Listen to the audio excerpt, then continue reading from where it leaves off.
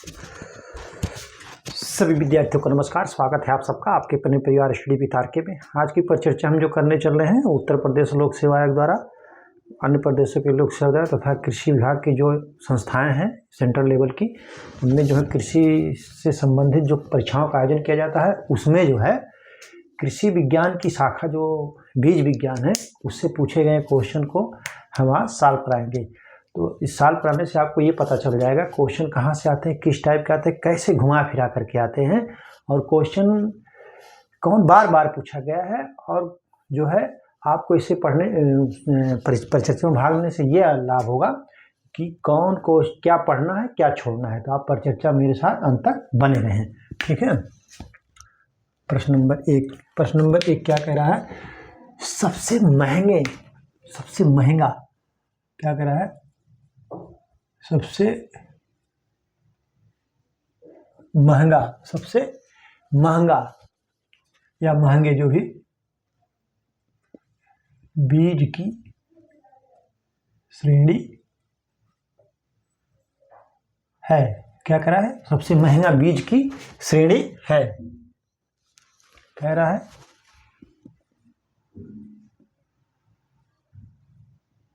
आधारीय, B कह रहा है प्रमाणित, सी कह रहा है ट्रूथफुल,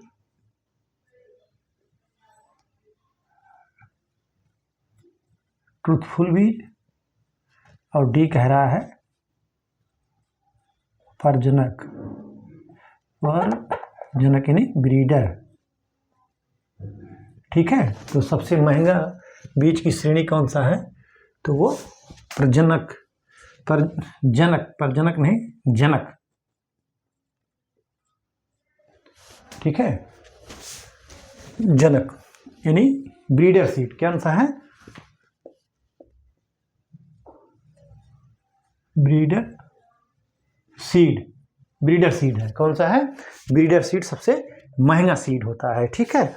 आप इसके जो है जितने भी बीज टाइप ऑफ सीड हैं उनके जो है कौन किसका प्रोजनी है और उनमें जो टैग लगते हैं उनको किस कलर के किसमें टैग लगते हैं उसको आप जरूर याद कर लीजिएगा। ये पूछा जाता है, ठीक है। आप इसको नोट कर लीजिए।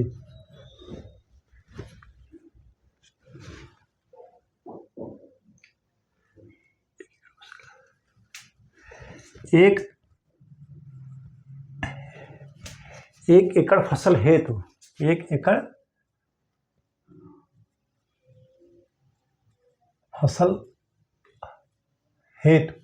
कह रहा है 1 एकड़ फसल हेतु 1 एकड़ हेतु राइजोबियम कल्चर कितना पर्याप्त है? मतलब 1 एकड़ के राइजोबियम कल्चर कितना चाहिए? तो कितना? 500 ग्राम, बी कह रहा है 750 ग्राम, सी कह रहा है 1000 ग्राम और डी कह रहा है 250 ग्राम। कितना? 250 ग्राम। 250 ग्राम वाला पैकेट जो है ये जो है 8 से 10 केजी बीज उपचारित करता है। एक पैकेट में 250 ग्राम होता है। कितना? 250 ग्राम। और उपचारित कितने को करता है? 8 से 10 किलो बीज को उपचारित करता है। आप इसको नोट कर लीजिए, राइजोबियम जो है करता है।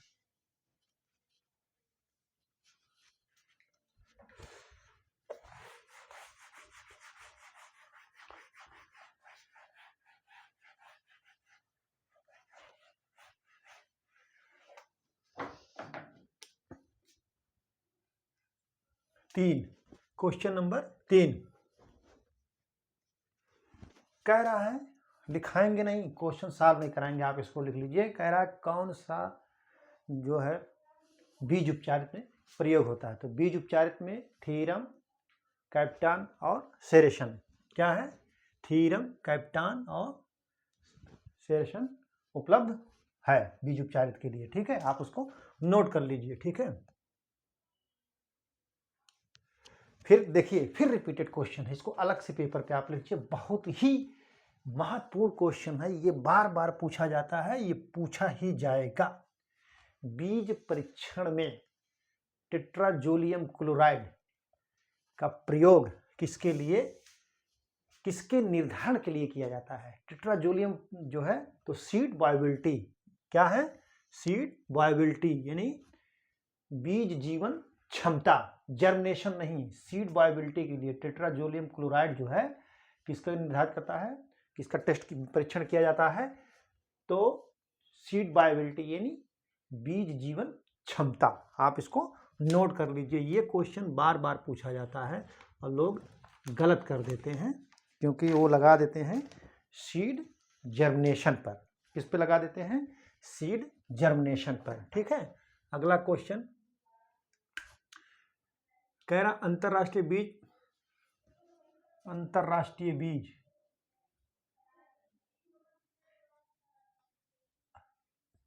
अंतरराष्ट्रीय बीज संस्थान क्या कह रहा है? अंतरराष्ट्रीय बीज परीक्षण, केवल बीज ही नहीं है, अंतरराष्ट्रीय बीज परीक्षण संस्थान, अंतरराष्ट्रीय बीज परीक्षण संस्थान की स्थापना कब हुई?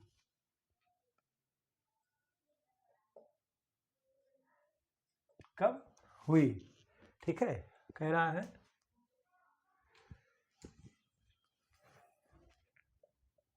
1905 में, बी 1920 में, सी कह रहा है 1924 में, क्या कह रहा है? 1924 में, और डी कह रहा है 1935 में या 1935 में।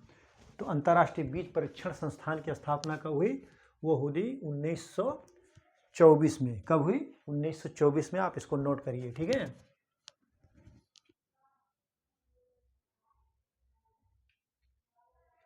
और आई इंटरनेशनल राइस रिसर्च इंस्टीट्यूट कहाँ है? फिलीपींस में है। ये 1960 में स्थापित हुआ, फिलीपींस में है। ये कहाँ पर है? फिलीपींस में है। और IB इंटरनेशनल, IBPGR क्या है? IBPGR international board for plant genetic research, international board for plant genetic research.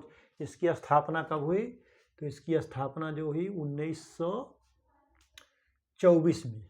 ठीक है, सॉरी, इसकी स्थापना हुई 1974 में। कब हुई? 1974 में। कहाँ पर? 1974 में कहाँ पर हुई? रोम। कहाँ पर है? इटली में। कहाँ पर है? इटली में। और इसका जो है क्या है?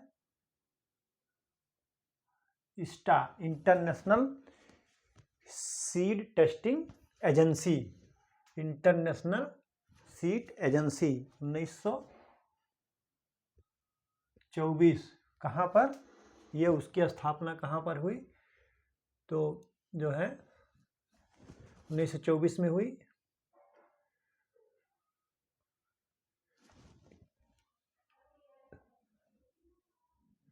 अगला क्वेश्चन आप इसको लिख लीजिए, नोट कर लीजिए, फिर मैं बताता हूँ।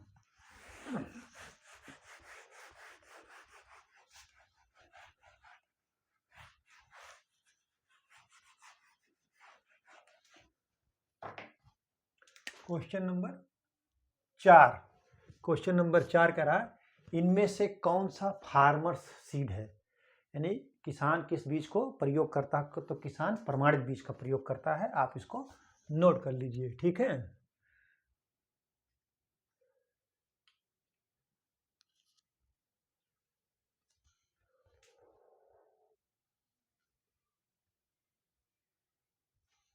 बीज भंडारण हेतु, देखिए ये बहुत महत्वपूर्ण क्वेश्चन है, जान लीजिए ये पूछ सकता है, क्या पूछता है, बीज भंडारण हेतु, बीज भंडारण हेतु, बीज भंडारण, बीज के भंडारण हेतु क्या कह रहा है, बीज के भंडारण हेतु कितने प्रतिशत नमी होनी चाहिए, कितने प्रतिशत नमी होने चाहिए, क्या कह रहा है, बीज के भंडारण हेतु कितने प्रतिशत नमी होने चाहिए, कह रहा है ऑप्शन ए 10 से 15, बी 15 से 20, सी कह रहा है जो है 20 से 25%, कितना 20 से 25%, डी कह रहा है इनमें से कोई नहीं, तो इनमें से कोई नहीं, 10 से नीचे होना चाहिए, ठीक है, ठीक है, 10 से नीचे, क्या 10 से नीचे नहीं तो फिर भी 15% तक नहीं जाना चाहिए, ठीक है, तो जो है 8 से 10% अमूमन जो है 8 से 10% जो है होना चाहिए, कितना 8 से 10%, तो ये आपका ऑप्शन डी सही है, ठीक है, आप इसको नोट कर लीजिए, ठीक है। कह रहा है निम्नलिखित अगला क्वेश्चन, इसको आप नोट कर चुके होंगे,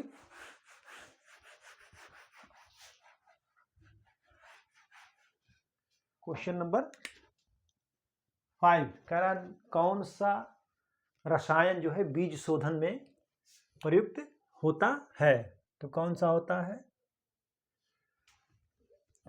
बीज शोधन,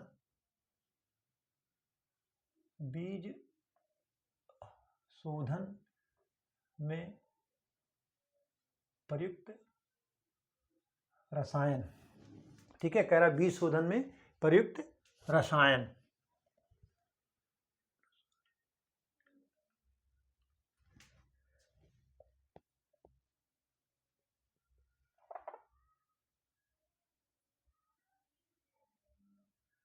एग्रोसान,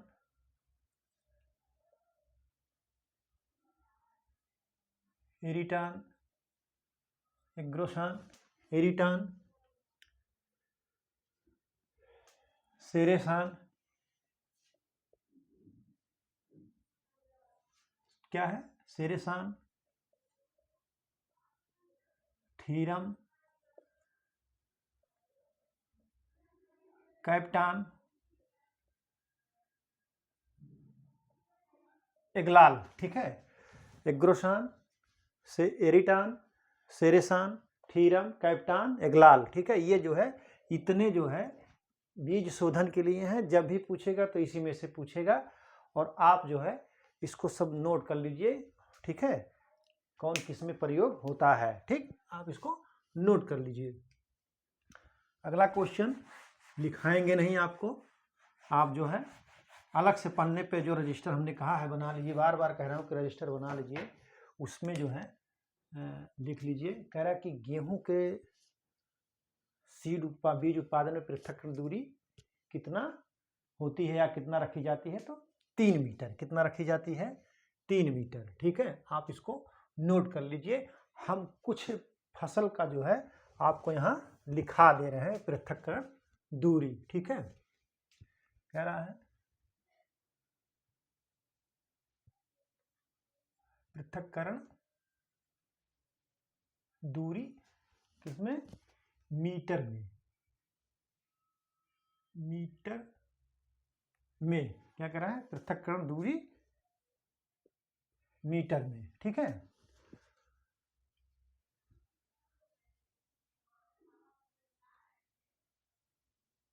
फसल, फसल, फिर कह रहा है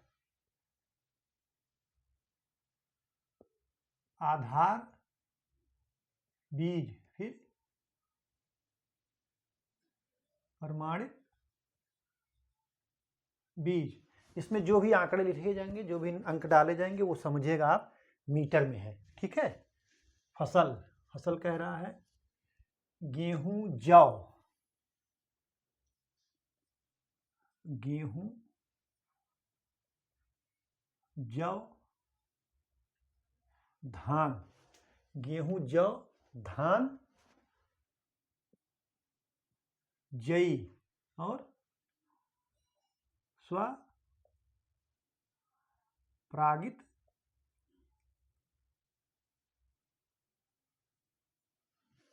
फसल, स्वपरागित फसल। ये देखिए कितना 3 मीटर, ये 3 मीटर, ठीक है। 3-3 मीटर दोनों का रहेगा, 3 मीटर ये, 3 मीटर आधारीय, 3 मीटर प्रमाणित, ठीक है। मक्का ज्वार, मक्का ज्वार, मक्का ज्वार में कितना रहेगा, मक्का में 400 आधारीय, 400 मीटर की दूरी आधारीय रहेगी और 200 मीटर की दूरी प्रमाणित बीज उत्पादन में रहेगा। कितना रहेगा, प्रमाणित बीज उत्पादन में, ठीक है।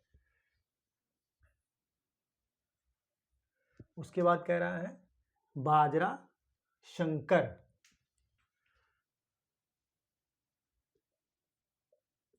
बाजरा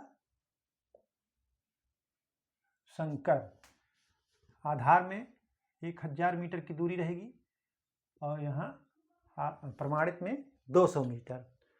फिर कह रहा है बाजरा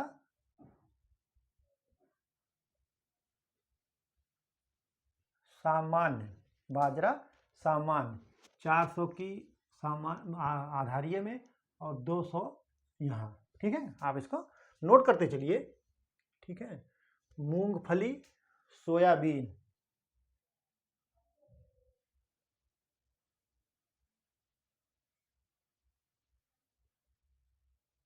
सोयाबीन कितना कितना है, 3 मीटर इसका है और 3 मीटर इसका है, ठीक। मूंगफली सोयाबीन दोनों का 3-3 मीटर, ठीक है। चना, चना का 10 मीटर आधारीय और 5 मीटर जो है, 5 मीटर जो है प्रमाणित का है। कितना है, 5 मीटर किसका है, प्रमाणित बीज का है, ठीक है। उड़द मूंग,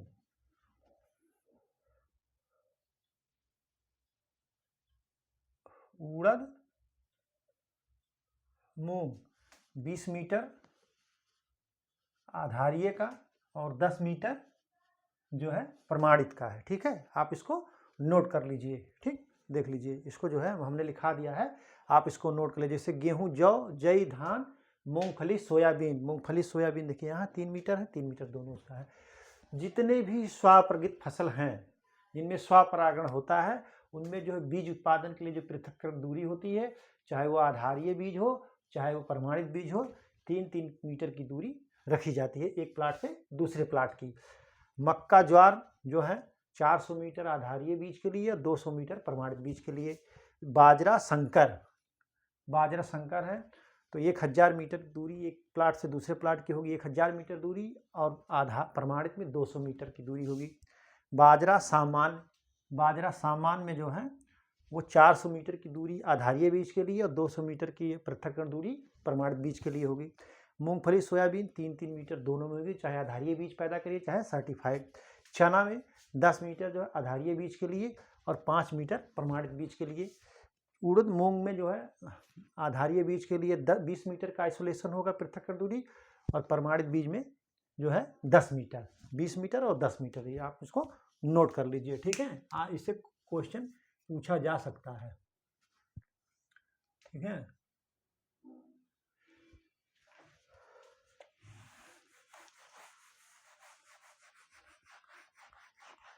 कह रहा है कि निम्नलिखित में से अगला क्वेश्चन,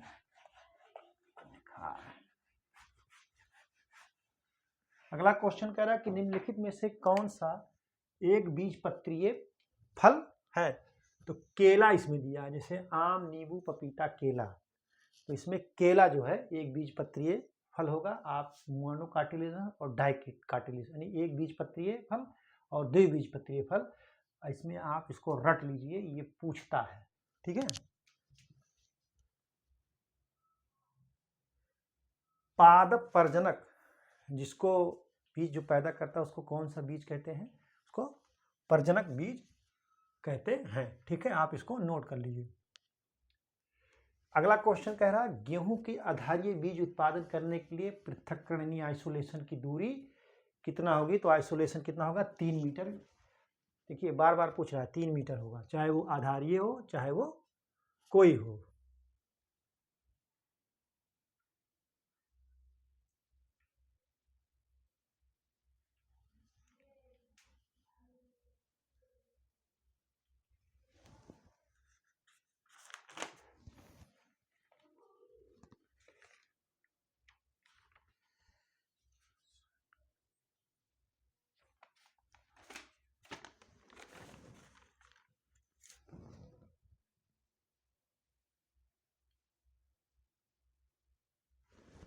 एक उन्नत की जो प्रारंभिक बीज कहा जाता है, किसको कहा जाता है?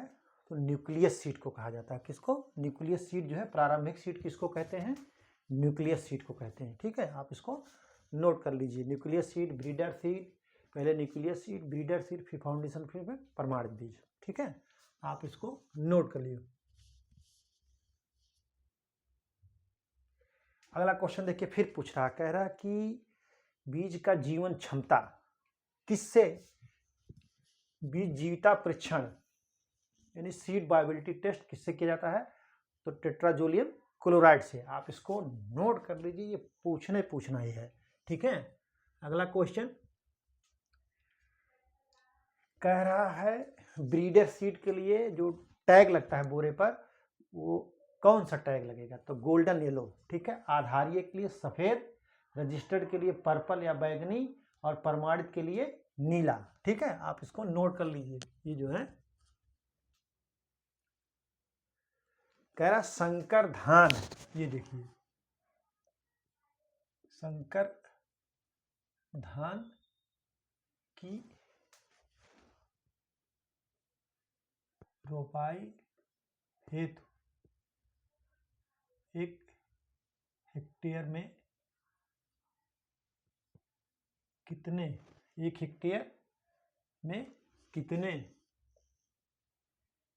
किलोग्राम बीज की आवश्यकता पड़ती है? ठीक है, तो कह रहा है 20 से 25 केजी, बी कह रहा है 18 से 20 केजी, सी कह रहा है 10 से 15 केजी, और डी कह रहा है 30 से 40 केजी। तो कितने संकर धान की जो 1 हेक्टेयर के लिए कितने बीज की आवश्यकता पड़ती है? तो वो पड़ती है कितने? 18 से 20 केजी पर हेक्टेयर जो है आवश्यकता पड़ती है। ठीक है, कितना? 18 से 20 केजी। अब हम आपको धान के जो जितने भी, चाहे वो महीन हो, मध्यम हो, मोटा हो, या जो भी बीज पर हेक्टेयर आवश्यकता पड़ती है, उसको मैं आपको लिख दे रहा हूं, आप उसको नोट कर लीजिए और याद कर लीजिएगा। ठीक है।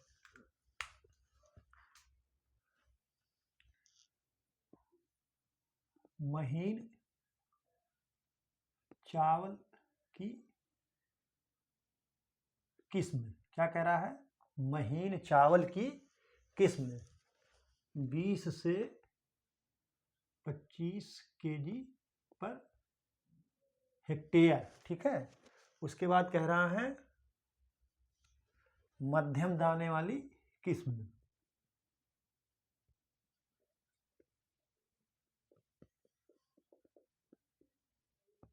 मध्यम दाने वाली किस्म, इसको कितना पड़ता है? ये जो है 30 से 35 केजी पर हेक्टेयर। ठीक है, उसके बाद मोटे दाने वाली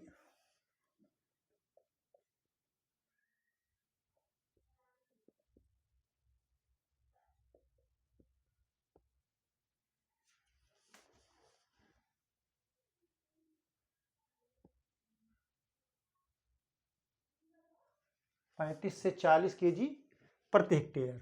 मोटे दाने वाली जो है 35 से 40 केजी प्रति हेक्टेयर। शंकर धान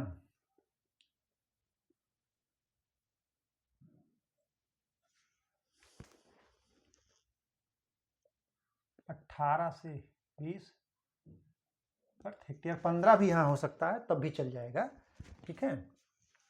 और SRI विधि, SRI विधि, SRI विधि में जो है 5 से 6 केजी प्रति हेक्टेयर, ठीक है। ये देखिए इतना जो है। महीन चावल वाली 20 से 25 केजी पर हेक्टेयर। मध्यम दाने वाली 30 से 35 केजी पर हेक्टेयर। मोटे दाने वाली किस्म 35 से 40 केजी पर हेक्टेयर।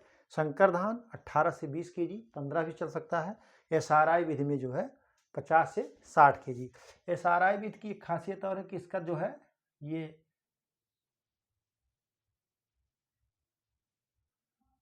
25 इसकी जो रोपाई होती है, धान की रोपाई 25 × 25 सेंटीमीटर पर होती है। आप इसको नोट करिए जरा।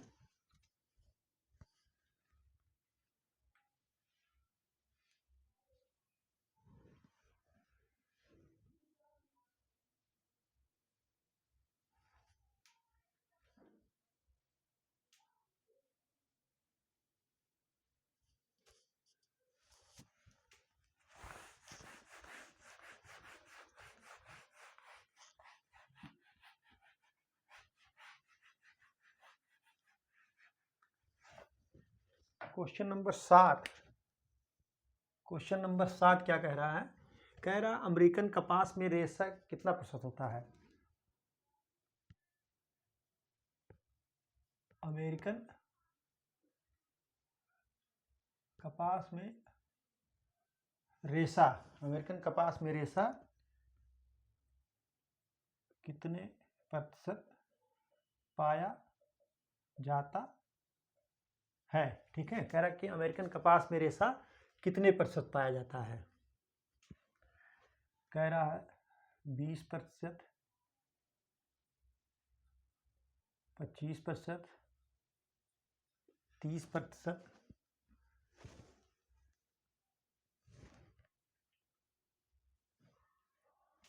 डी कह रहा है उपरोक्त में से कोई नहीं। क्या कह रहा है? उपरोक्त में से कोई नहीं। तो कितना मिलता है? 30%। अमेरिकन कपास में रेशा कितने परसेंट पाया जाता है? 30% पाया जाता है। आप इसको नोट कर लीजिए, ठीक है। वैसे 33% भी चल सकता है। सामान्य कपास में जो रेशा जो है 33% तक पाया जाता है और 15 से 20% तेल मिलता है कपास में। क्या मिलता है? 15 से 20% तेल मिलता है। आप इसको नोट कर लीजिए। इसमें जो है 15 से 20% तेल मिलता है, ठीक है।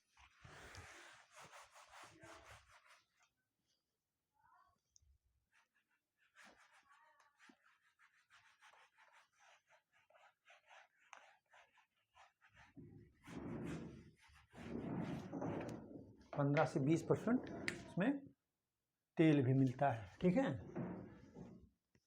ग्रीष्मकाल में क्या कह रहा है?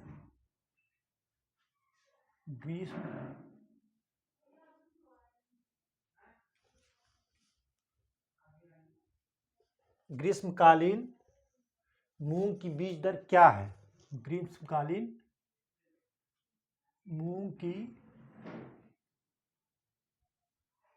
बीज दर क्या है? कह रहा ग्रीष्मकालीन मूंग की बीज दर क्या है?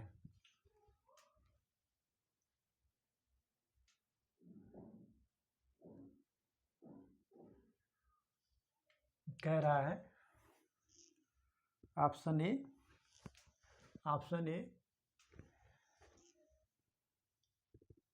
25 से 30 केजी और बी कह रहा है 8 से 10 kg और सी कह रहा है, सी क्या कह रहा है, सी कह रहा है 10 से 8 से 10 kg, फिर कह रहा है 15 से 20 kg और डी कह रहा है 30 से 40 kg। ठीक, तो ग्रीष्मकाल मूंग की बीज दर जो है, क्योंकि इसमें जो है कोई ऑप्शन जो है 20 के ऊपर दिया नहीं है, तो वैसे माना जाता है 20-22 किलोग्राम, लेकिन ये जो है उसके नियरेस्ट है, तो आप जो है 25 से 30 kg पे लगाएंगे। ठीक है, इसको जो है 25 से 30 kg वाले पे आप लगाएंगे। वैसे जो अमूमन जो होता है 20 kg होता है, लेकिन आप इसको 25 से 30 kg पास में है तो आप लगाएं, क्योंकि गर्मी की बात है, तो गर्मी के सीजन में जो है बीज दर ज़्यादा लगती है मिश्रित क्रॉप से, और जो है खरीफ की क्रॉप से बीज दर हमेशा जायद वाली फसल में ज़्यादा लगती है। तो आप जो है 25 से 30 kg भी लिख लीजिए और 20 kg भी लिख लीजिए। ठीक है, देखिए ये क्या है, मिश्रित फसल, मिश्रित फसल में 8 से 10 kg। ठीक, और 15 से 20 kg पर हेक्टेयर कब लगेगा, खरीफ की फसल में, खरीफ की फसल में 15 से 20 kg लगेगा। ठीक है, आप इसको नोट कर लीजिए। ये ग्रीष्मकालीन के हैं,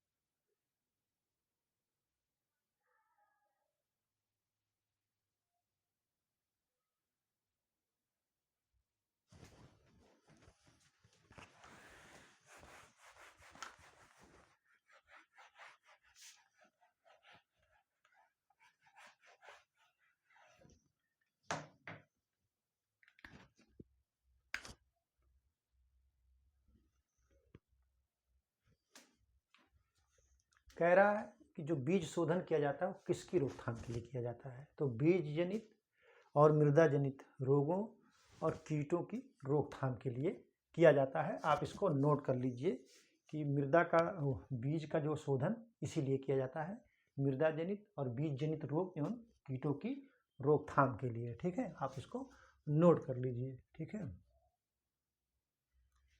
अगला क्वेश्चन कह रहा है खरीफ मौसम के प्याज की फसल की बुआई, क्या कर रहा है कि बुआई आ गया तो बीज हो ही गया, बीज की बुआई ऐसे होना चाहिए था, लेकिन फसल की बुआई कब करते हैं, तो बीज की बुआई जो है खरीफ मौसम की जो फसल है उसके लिए जो करते हैं वो ऑप्शन ए फरवरी मार्च,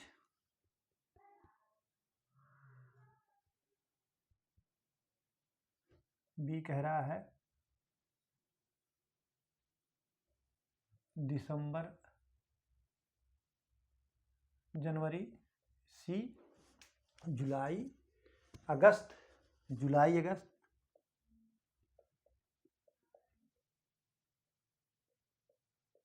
और डी कह रहा है मई जून। तो जो खरीफ फसल में जो प्याज की बुआई, बीज की बुआई करते हैं हम, वो करते हैं मई और जून में हम बीज की बुआई करते हैं। ठीक है, आप इसको नोट कर लीजिए।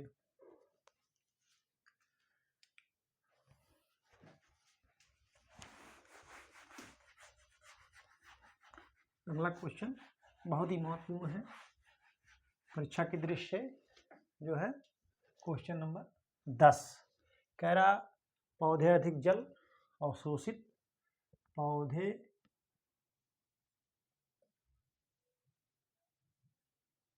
अधिक जल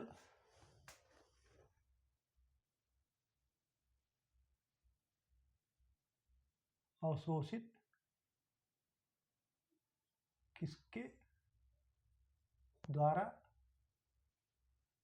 करते हैं। ठीक है, पौधे अधिक जल अवशोषित किसके द्वारा करते हैं। ठीक है, किसके द्वारा करते हैं कह रहा है,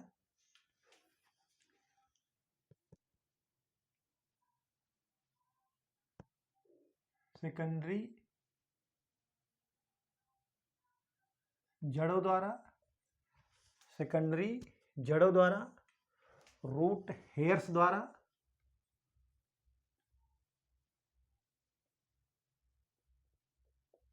रूट हेयर्स द्वारा, पुरानी जड़ों द्वारा,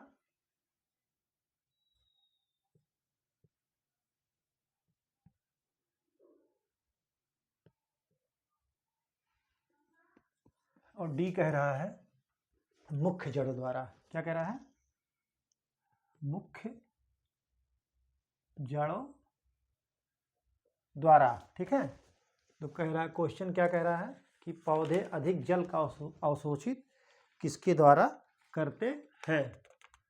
तो वो किसके द्वारा करते हैं, रूट्स हेयर द्वारा। किसके द्वारा, रूट्स हेयर द्वारा जो है जल का अवशोषित करते हैं। आप इसको नोट कर लीजिए। ठीक है, ये मूल रोम होते हैं। ठीक है, ये मूल रोम इनको बोलते हैं। 1 वर्ग मीटर क्षेत्र में 1000, क्या कह रहा है, 1000 सॉरी 1 वर्ग मीटर होगा, 1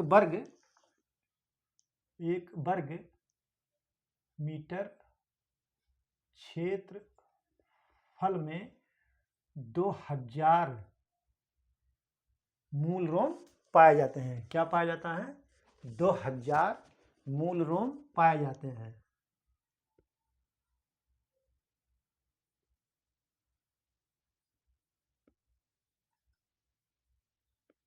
ठीक है, 1 वर्ग मीटर में जो है क्या कह रहा है, 1 वर्ग मीटर में 1 वर्ग मीटर क्षेत्रफल में 2000 मूल रोम यानी रूट्स हेयर पाए जाते हैं। ठीक है, आप इसको नोट कर लीजिए।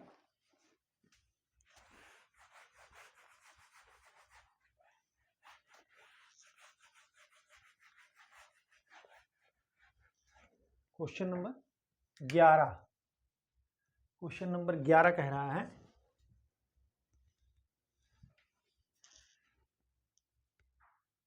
प्याज के प्रमाणित बीज, प्याज के प्रमाणित बीज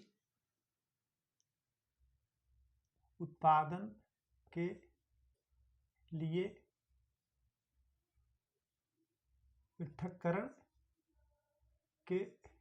पृथक्करण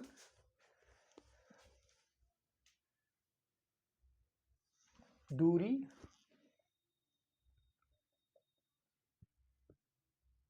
कितनी होती है या कितनी होनी चाहिए। ठीक है, मीटर में होगा।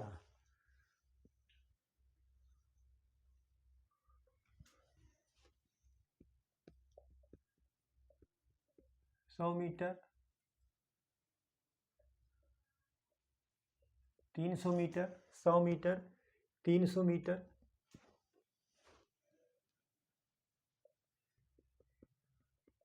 500 मीटर,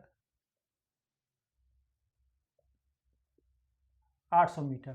तो प्याज के प्रमाणित बीज के उत्पादन के लिए पृथक्करण दूरी कितना होनी चाहिए, तो वो जो पृथक्करण दूरी है वो 500 मीटर होना चाहिए। कितना, 500 मीटर होना चाहिए। प्याज के प्रमाणित बीज उत्पादन के लिए पृथक्करण की दूरी कितनी होती है या होनी चाहिए, तो 500 मीटर होनी चाहिए। आप इसको नोट कर लीजिए। ठीक है,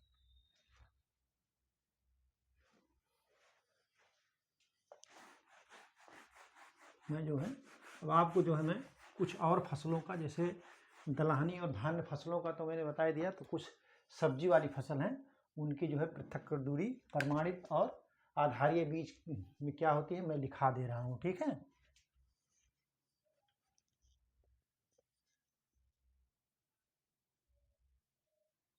फसल, ठीक।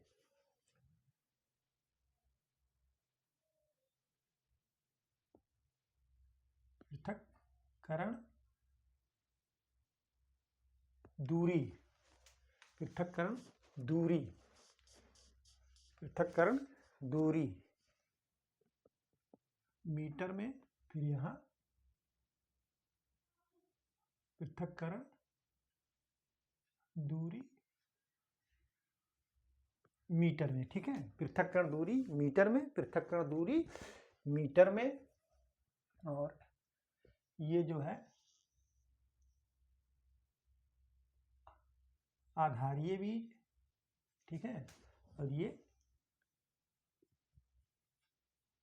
प्रमाणित बीज, ठीक है। आधारीय बीज, प्रमाणित बीज, ठीक। और ये आपका हो गया फसल, ठीक। तो फसल में है प्याज, आलू। तो पहले करते हैं हम प्याज। प्याज के आधारीय 1000 मीटर, कितना 1000 मीटर, प्रमाणित में 500 मीटर, कितना 500 मीटर। दूसरा है आलू। आलू का आधारीय और प्रमाणित दोनों में 5-5 मीटर, कितना 5-5 मीटर। उसके बाद टमाटर। टमाटर का क्या है आइसोलेशन दूरी 50 मीटर और 25 मीटर, 50 मीटर और 25 मीटर, ठीक है। टमाटर के बाद जो है, टमाटर के बाद कौन सी फसल है,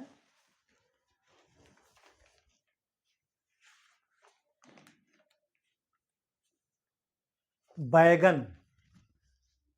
टमाटर के बाद बैगन। बैगन में 200 मीटर और 100 मीटर, 200 मीटर और 100 मीटर। बैगन के बाद आपका जो है भिंडी। कौन सी फसल है, भिंडी। भिंडी में कितना है, भिंडी में 400 मीटर और 200 मीटर, 400 मीटर और 200 मीटर, 200 मीटर हो गया। अगला जो क्रॉप है वो छठा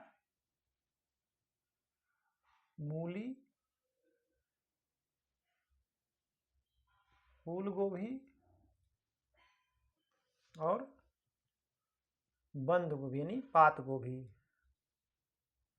पात गोभी इसका तो बहुत ज़्यादा होता है, ये जो है 1600 और 1000, ठीक है। 1600 और 1000। जैसे देखिए ये फसल है, फसल का नाम, पृथक्करण दूरी आधारीय बीज का, और पृथक्करण दूरी मीटर में प्रमाणित बीज का। तो प्याज का जो है 1000 और 500, आलू का 5 और 5, टमाटर का 50 मीटर आधारीय, 25 मीटर प्रमाणित, बैगन का 200 मीटर आधारीय, 100 मीटर प्रमाणित, ठीक है। भिंडी, भिंडी का 100 मीटर आधारीय बीज के लिए आइसोलेशन दूरी, और 200 मीटर जो है प्रमाणित के लिए।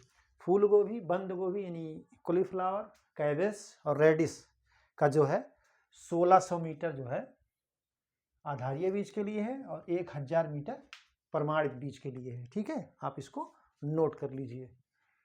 ये लगभग जो दोनों हमने दोनों क्वेश्चन में लिखा दिया, इसमें सब्जी का, वहाँ जो है खाद्यान्न और दलहन का। तो इन्हीं तीनों को आप तैयार कर लेंगे तो कोई ना कोई क्वेश्चन फंस जाएगा और इससे बाहर आइसोलेशन नहीं आएगा, ठीक है। आप इसको नोट कर लीजिए, ठीक है।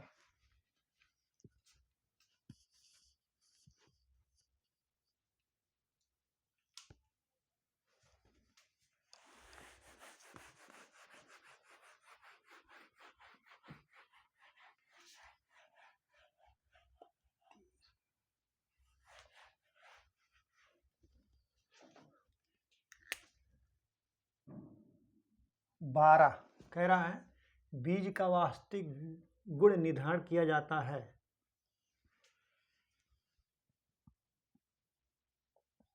बीज का वास्तविक गुण क्या कह रहा है, बीज का वास्तविक गुण निर्धारित किया जाता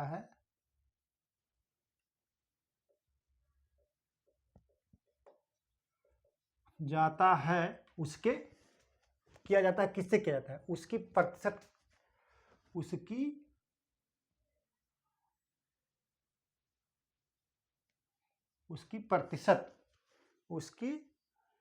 प्रतिशत किससे, क्या चीज से, ऑप्शन ए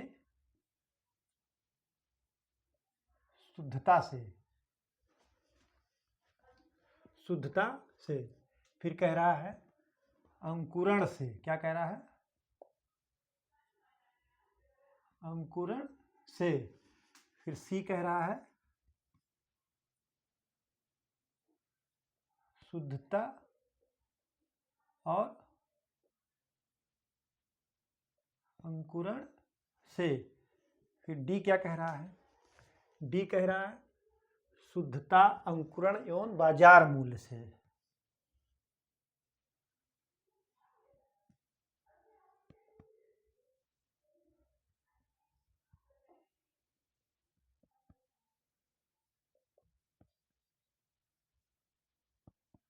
शुद्धता, अंकुरण एवं बाजार मूल्य से। तो बीज का वास्तविक गुण निर्धारित किया जाता है उसकी प्रतिशत शुद्धता और अंकुरण से। किससे, शुद्धता और अंकुरण से। आप इसको नोट कर लीजिए, ठीक है।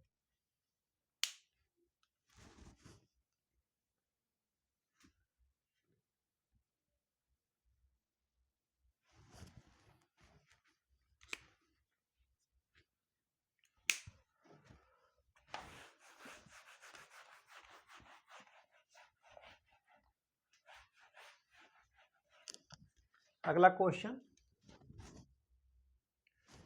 क्वेश्चन जो है बहुत बार सॉइल साइंस का जब मैंने पोषक तत्व के बारे में पढ़ाया तो माइकोराइजा क्या है।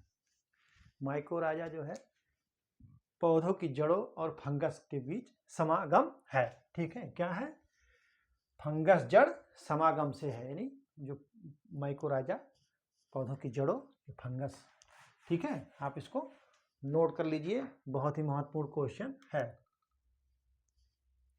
बबस्टीन आपने अक्सर पढ़ा होगा। बबस्टीन जो है, बबस्टीन का से भी बीज को उपचारित किया जाता है, और जो बबस्टीन से बीज का उपचारित किया जाता है वो जो फफूंदी से जो रोग होते हैं उसकी रोकथाम के लिए बबस्टीन का बीज उपचार किससे किया जाता है, बबस्टीन से जो बीज उपचार किया जाता है किसकी रोकथाम से, फफूंदजनक रोगों की रोकथाम के लिए जो है किया जाता है। कह रहा बीज के वर्क बोर्ड की आवश्यकता क्यों होती है। बीज के वर्क बोर्ड की आवश्यकता, बीज के वर्क बोर्ड की आवश्यकता क्यों होती है, ठीक है। कह रहा बीज के वर्क बोर्ड की आवश्यकता क्यों होती है। ऑप्शन ए बीज की शुद्धता जांच के लिए, बीज की शुद्धता, बीज की शुद्धता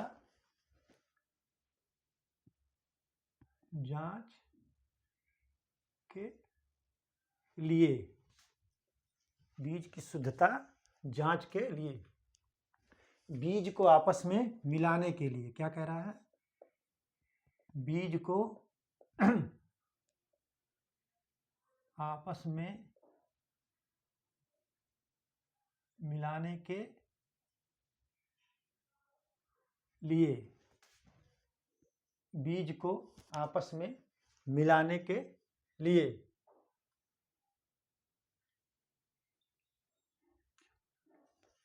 फिर कह रहा है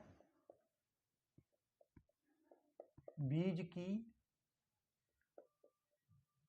जीवन क्षमता की जांच के लिए, डी क्या कह रहा है, बीज के अंकुरण की जांच के लिए कह रहा है, बीज की अंकुरण के जांच के लिए, बीज के अंकुरण की जांच के लिए, ठीक है। कह रहा बीज वक्र बोर्ड की आवश्यकता क्यों पड़ती है, तो बीज की शुद्धता जांच के लिए, ऑप्शन ए सही है, बीज की शुद्धता की जांच के लिए जो है वर्क बोर्ड की आवश्यकता होती है।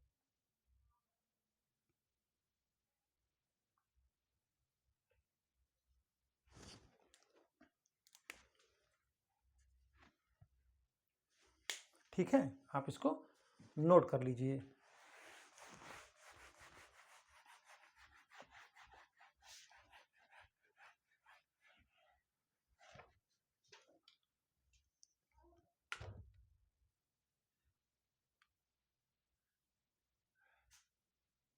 कह रहा है कौन बंद गोभी की प्रमाणित बीज उत्पादन के लिए पृथक्करण की दूरी कितना होना चाहिए, तभी मैंने पीछे लिखा है आपको 1000 मीटर। ठीक है, आप इसको नोट कर लीजिए अलग से पन्ने पर। ठीक है,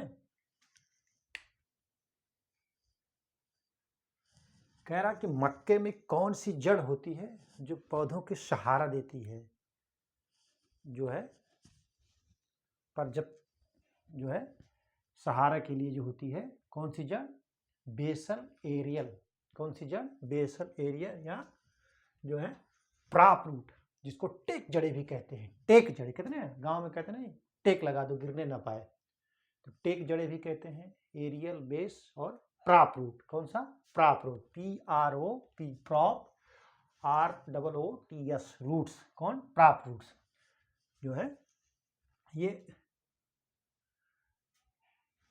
बहुत ही इंपॉर्टेंट है, आप इसको लिख लीजिए अलग से, जो है प्राप रूट क्या होता है। ठीक है, जो है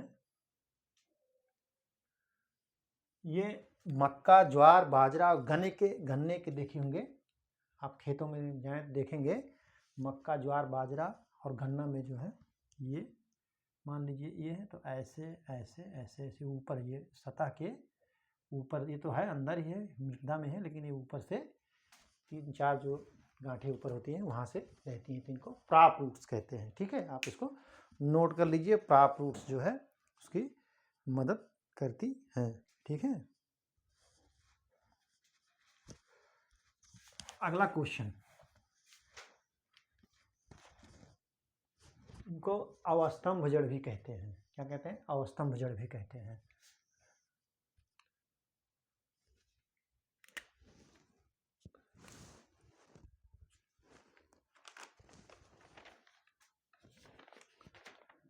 क्वेश्चन जो है, अगला क्वेश्चन,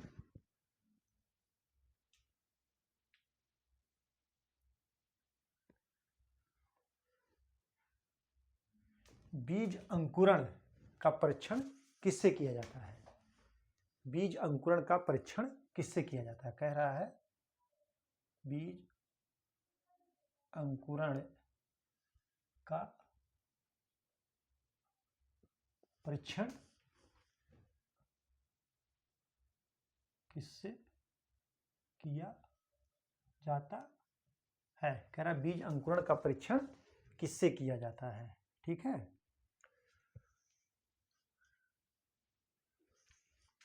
कह रहा ऑप्शन ए ब्रोमाइड से, बी कह रहा है क्लोराइड से, सी कह रहा है आयोडाइड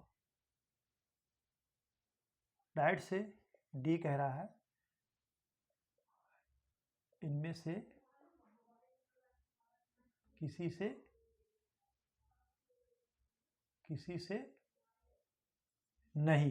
तो बीज अंकुरण का परीक्षण किससे किया जाता है? क्लोराइड से किया जाता है। किससे? क्लोराइड से किया जाता है। आप इसको नोट कर लीजिए, ठीक है।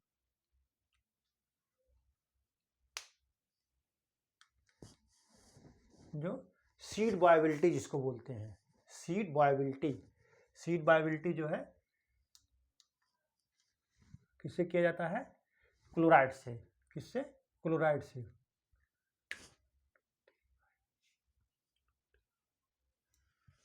2,3,5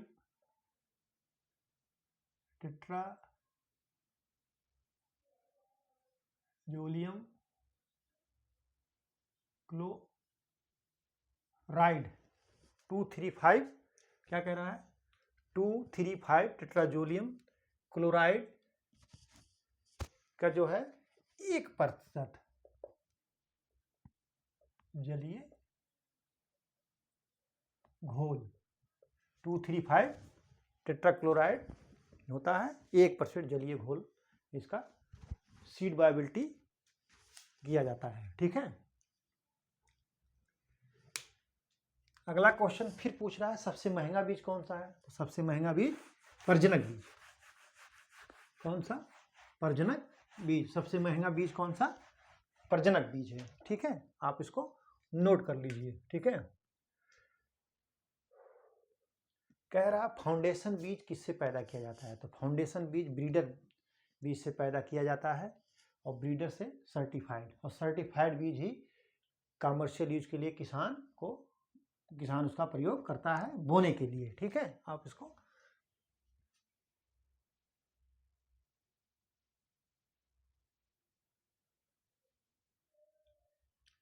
TZ क्या है? TZ परीक्षण। TZ परीक्षण एक होता है टेट्राजोलियम और एक होता है टेट्राजोलियम परीक्षण। टेट्राजोलियम से टेट्राजोलियम क्लोराइड से किया जाता है वायबिलिटी, और एक होता है TZ परीक्षण, ठीक है।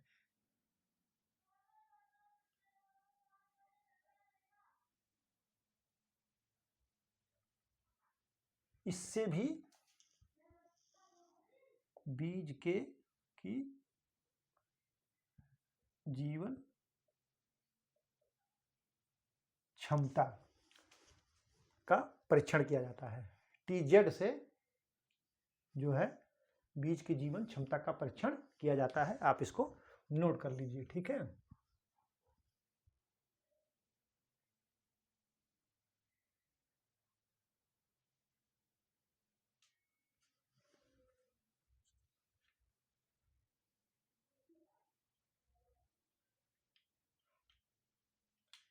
बीज का वास्तविक गुण किसके द्वारा निर्धारित होता है?